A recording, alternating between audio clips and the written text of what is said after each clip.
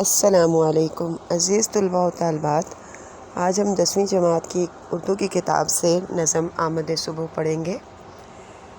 نظم آمد صبح دراصل میر ببر علی انیس کی نظم ہے اور یہ نظم آمد صبح کا بند نمبر 1 ہے۔ پھولا شفق سے چرخ پہ جب لالا زار صبح، گلزار شب خزاں ہوا آئی بہار صبح، کرنے لگا فلک زر انجم نثار صبح، سرگرم ذکر حق ہوئے طاعت گزار صبح، تھا چرخ اقصری پہ یہ رنگ آفتاب کا، کھلتا ہے جیسے پھول چمن میں گلاب کا۔ بند کے شعر نمبر 1 میں زار صبح اور بہار صبح، یعنی یہاں پہ شاعر نے صنعت تضاد کا استعمال کیا ہے۔ اسی طرح زار صبح، بہار صبح، نثار صبح، طاعت گزار صبح، یہ سارے جو ہیں اس میں تمام مرکب اضافی کا استعمال کیا گیا ہے۔ اور آخری بند کا آخری شعر جو ہے اس میں آسمان کے رنگ کو گلاب کے ساتھ تشبیہ دی ہے، تو آخری شعر میں تشبیہ کا استعمال کیا گیا ہے۔ نظم کی بند کی ہم تشریح شروع کرتے ہیں۔ میر انیس کا کمال یہ ہے کہ وہ جس منظر کو بیان کرتے ہیں اس کی تصویر کھینچ دیتے ہیں، بلکہ ان کی تصویر کبھی کبھی اصل سے بھی زیادہ جاندار ہوتی ہے۔ اس بند میں وہ صبح کا منظر بڑے ہی دلکش انداز میں بیان کر رہے ہیں۔ وہ کہتے ہیں کہ جب سورج طلوع ہوتا ہے تو مشرق کی جانب شفق کی سرخی پھیلی ہوتی ہے، جو یوں لگتا ہے جیسے لال رنگ کی چادر بچھا دی گئی ہو۔ رات کی تاریکی ختم ہو جاتی ہے، چاند پھیکا پڑ جاتا ہے اور ہر طرف دن کی روشنی اس طرح پھیل جاتی ہے جیسے خزاں کے بعد بہار کی آمد کا احساس ہوتا ہے۔ کلیوں سے پھول کھلتے ہیں اور فضا میں تازگی اور خوشبو بھر جاتی ہے۔ ستارے اور دیگر اجرام فلکی دھیرے دھیرے نظروں سے یوں اوجھل ہو جاتے ہیں جیسے آسمان انہیں صبح کے حسن پر لٹا رہا ہو۔ ہر طرف ایک نئی زندگی کی لہر دوڑ جاتی ہے، پرندے چہچہانے لگتے ہیں اور انسان بھی اپنی اپنی عبادات میں مشغول ہو جاتے ہیں۔ بند کے آخری شعر میں شاعر نے بہت عمدہ تشبیہ استعمال کی ہے۔ بظاہر سورج اور گلاب میں کوئی مناسبت نہیں، لیکن میر انیس کا کمال دیکھیں کہ انہوں نے محض سرخ رنگ کی بدولت دونوں کو تشبیہ دی ہے۔ طلوع آفتاب ہوتا ہے تو لگتا ہے جیسے باغ میں گلاب کا پھول کھل رہا ہے۔ آخری مصرعے میں جیسے کا لفظ حرف تشبیہ ہے جس نے شعر کا حسن دوبالا کر دیا ہے۔ بقول شاعر، چمن میں صبح یہ خوشبو، یہ رنگ و نور کا ساز، خدا کرے کہ رہے دامن بہار آباد۔ بند نمبر 2 ہے۔ چلنا وہ باد صبح کے جھونکوں کا دم بدم، مرغان باغ کی وہ خوش الحانیاں بہم، وہ آب و تاب نہر وہ موجوں کا پیچ و خم، سردی ہوا میں پر نہ زیادہ بہت نہ کم، کھا کھا کے اوس اور بھی سبزہ ہرا ہوا، تھا موتیوں سے دامن صحرا بھرا ہوا۔ اب اس شعر میں باد صبح، صبح کی ٹھنڈی ہوا، دم بدم ہر دم، مرغان باغ، باغ کے پرندے، خوش الحانیاں خوشگوار آوازیں، بہم مل کر، آب و تاب شان و شوکت، پیچ و خم چکر، اور جو آخری شعر ہے اس بند کا، کھا کھا کے اوس اور بھی سبزہ ہرا ہوا، اس میں صنعت تکرار کا استعمال ہوا ہے۔ تو تشریح کرتے ہیں۔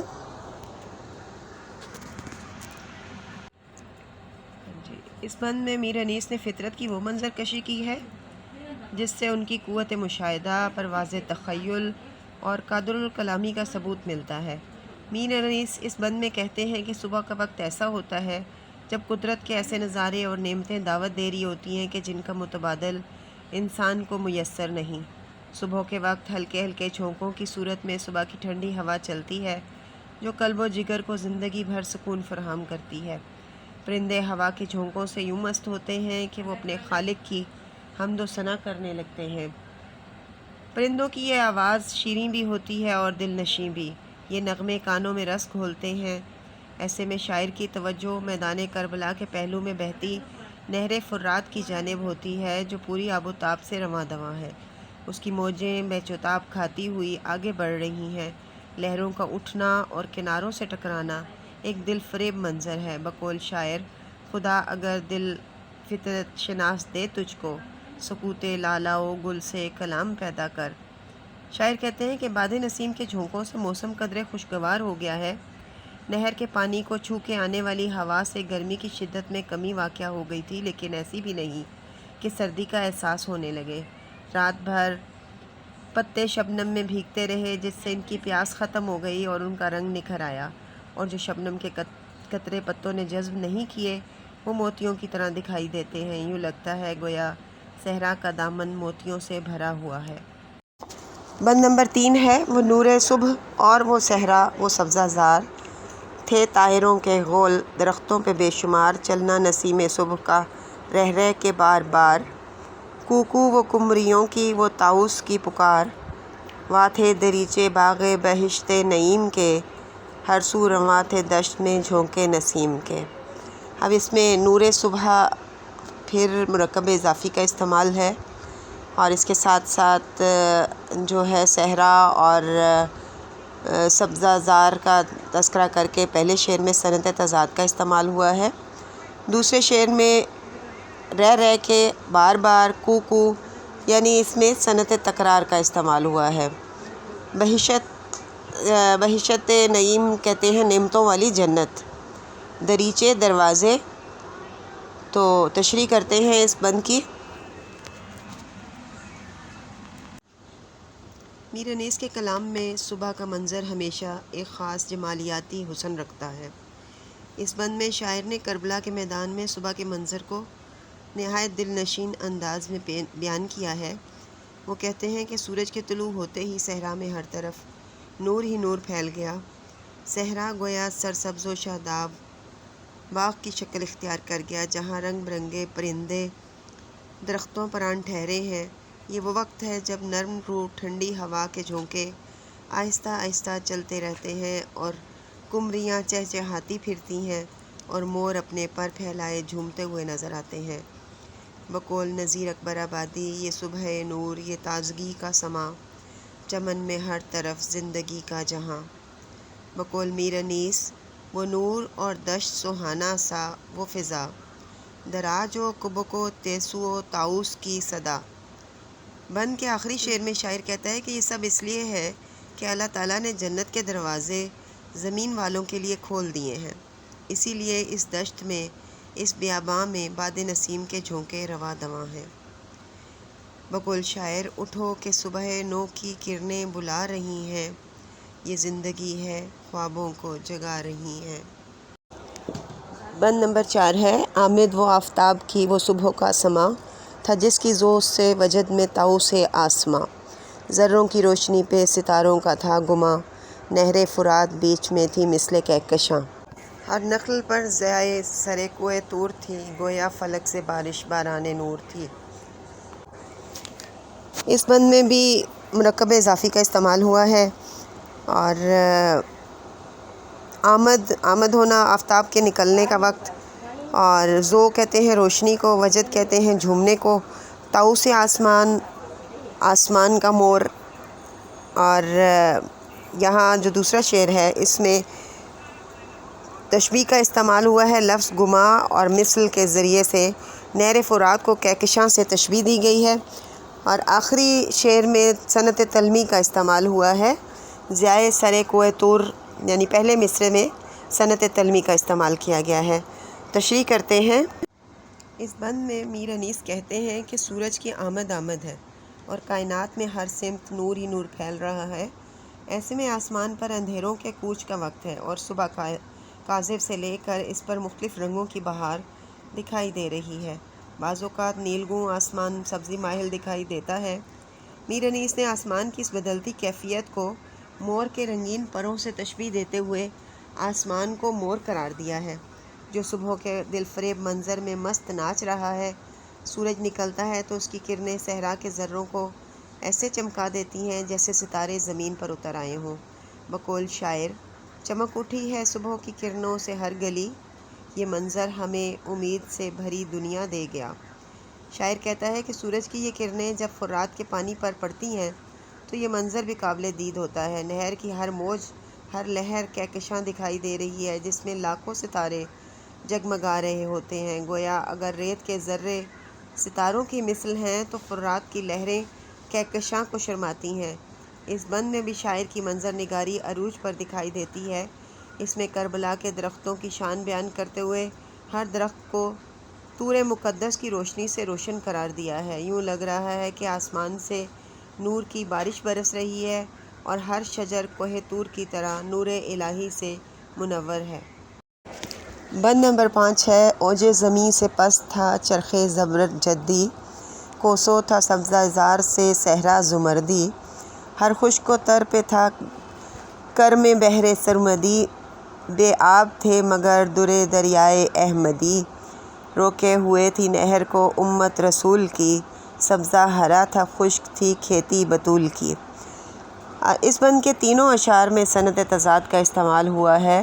اوج زمیں اور چرخ زبر، خشک و تر، در دریائے احمدی، امت رسول، سبزہ ہرا اور خشک کھیتی، یہ ساری صنعت تضاد کی مثالیں ہیں۔ تشریح کرتے ہیں۔ شاعر نے کربلا میں صبح کے منظر کو نہایت خوبصورتی سے الفاظ کے ذریعے ہمارے سامنے پیش کر دیا ہے۔ اس بند کے پہلے شعر میں شاعر کا تخیل کربلا کے صحرا کو آسمان سے بلند تر قرار دیتا ہے، کیونکہ حضرت امام حسین رضی اللہ تعالیٰ عنہ کا قافلہ وہاں پڑاؤ ڈالے ہوئے ہے۔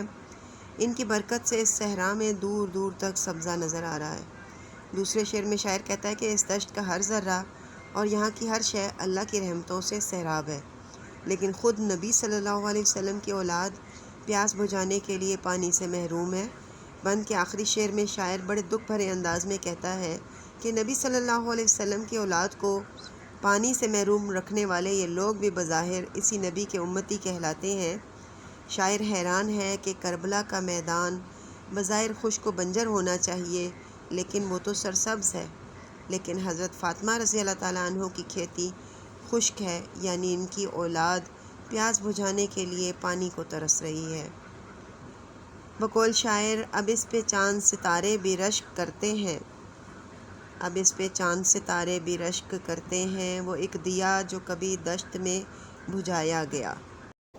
بند نمبر 6 ہے وہ پھولنا شفق کا وہ مینائے لاجورد، مخمل سی وہ گیا وہ گل سبز و سرخ و زرد، رکھتی تھی پھونک کر قدم اپنا ہوائے سرد، یہ خوف تھا کہ دامن گل پر پڑے نہ گرد، دھوتا تھا دل کے داغ چمن لالا زار کا، سردی جگر کو دیتا تھا سبزہ کچھار کا۔ اب یہ جو بند نمبر 5 کے تینوں اشعار ہیں، ان میں ہر شعر میں تشبیہات کا استعمال کیا گیا ہے، جیسے لاجورد اور سرخ و زرد، ہوائے سرد اور دامن گل پر پڑے نہ گرد، ہوتا تھا داغ چمن لالا زار کا، سبزہ کچھار کا۔ تو یہ سارے جو ان سے ہیں تشبیہات کا استعمال کیا گیا ہے۔ تشریح کرتے ہیں۔ میر انیس اردو کے قادر الکلام شاعر ہیں۔ وہ اپنے وقت کے مشہور مرثیہ گو شاعر تھے۔ انہوں نے کربلا کے واقعے پر ہزاروں کی تعداد میں مرثیے، سلام، قطعات اور رباعیات لکھی ہیں۔ اس بند کے پہلے شعر میں انہوں نے صبح کی سرخی اور آسمان کے نیلے رنگ سے ایک خوبصورت تشبیہاتی انداز اختیار کیا ہے۔ جس وقت سورج کی آمد ہوتی ہے تو آسمان کے کناروں پر سرخی پھیل جاتی ہے اور خود آسمان کا اپنا رنگ نکھر کے سامنے آ جاتا ہے۔ شاعر نے نیلے آسمان کو صراحی سے تشبیہ دی ہے، جس میں شفق رنگ کی شراب بھری ہوئی ہے۔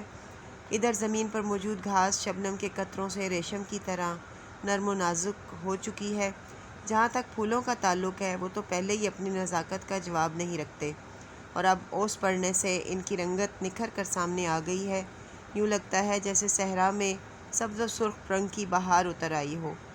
یہاں شاعر نے باد نسیم کی سست روی کو نہایت شاندار انداز میں پیش کیا ہے۔ وہ کہتے ہیں کہ باد نسیم نے اپنی رفتار اس لیے آہستہ کر لی تاکہ گرد اڑ کر پھولوں کو متاثر نہ کرے۔ چمن کا منظر ایسا روح پرور ہے کہ دل کے داغ بھی دھل جاتے ہیں، اور نہر کنارے کے سبزے کو چھو کر آنے والی ہوا ایسی خوشگوار ہے کہ جگر کو راحت بخش رہی ہے۔ بقول شاعر میرے عناصر خاک نہ ہوں بس رنگ بنے، اور جنگل صحرا دریا پر برسے رنگ۔ بند نمبر 7 ہے تھا بس کے روز قتل شہ آسمان جناب، نکلا تھا خون ملے ہوئے چہرے پہ آفتاب، تھی نہر الکماں بھی خجالت سے آب، روتا تھا پھوٹ پھوٹ کے دریا میں ہر حباب پیاسی جو تھی سپاہ خدا 3 رات کی، ساحل سے سر پٹکتی تھی موجیں فرات کی۔ اس میں بھی مرکب اضافی اور تشبیہات کا استعمال کیا گیا ہے۔ تشریح کرتے ہیں میں صبح کا منظر ایک خاص جمالیاتی حسن مگر ایک غمگین تاثر لیے ہوئے ہے۔ شاعر کہتے ہیں کہ یہ دن اس ہستی پاک یعنی امام حسین رضی اللہ تعالیٰ عنہ کی شہادت کا دن ہے۔ یہ وہ ہستی ہے جس کا رتبہ انتہائی بلند ہے، جسے اللہ کے حبیب صلی اللہ علیہ وسلم نے نوجوانان جنت کا سردار کہا ہے۔ چنانچہ میر انیس کہتے ہیں کہ آج اگر سورج کا چہرہ خون کی رنگت لیے ہوئے ہے تو یہ کوئی ناقابل یقین بات نہیں۔ ایک طرف سورج لہو رنگ ہے تو دوسری طرف نہر فرات کا ایک ایک بلبلہ غم کی شدت سے پھوٹ پھوٹ کر رو رہا تھا۔ بقول شاعر کس کے لیے لگائے ہیں پہرے فرات پر، موجیں ہیں سر پٹک رہی نہر فرات پر۔ بند کے آخری شعر میں شاعر کہتے ہیں کہ اللہ کے سپاہیوں یعنی حضرت امام حسین رضی اللہ تعالیٰ عنہ اور ان کے رفقا پر 3 روز سے پانی بند تھا۔ یہ ایسا ظلم تھا کہ دریائے فرات کی موجیں بھی عالم بے بسی میں کناروں سے اپنا سر پٹک رہی ہیں کہ کسی طرح وہ خود ان پیاسوں کے پاس پہنچ جائیں۔ ان کا یہ عمل گویا اس ظلم کے خلاف ایک احتجاج تھا کہ ان کی موجودگی میں سپاہ خدا پانی کو ترس رہی ہے۔ اس آخری شعر میں شاعر نے صنعت حسن تعلیل کا نہایت ہی خوبصورت استعمال کر کے اس کے معنی کو حسن بخشا ہے۔ امید ہے کہ آپ کو پوری تشریح سمجھ میں آ گئی ہوگی، تو انشاءاللہ پھر ملیں گے کسی اور تشریح کے ساتھ۔ السلام علیکم۔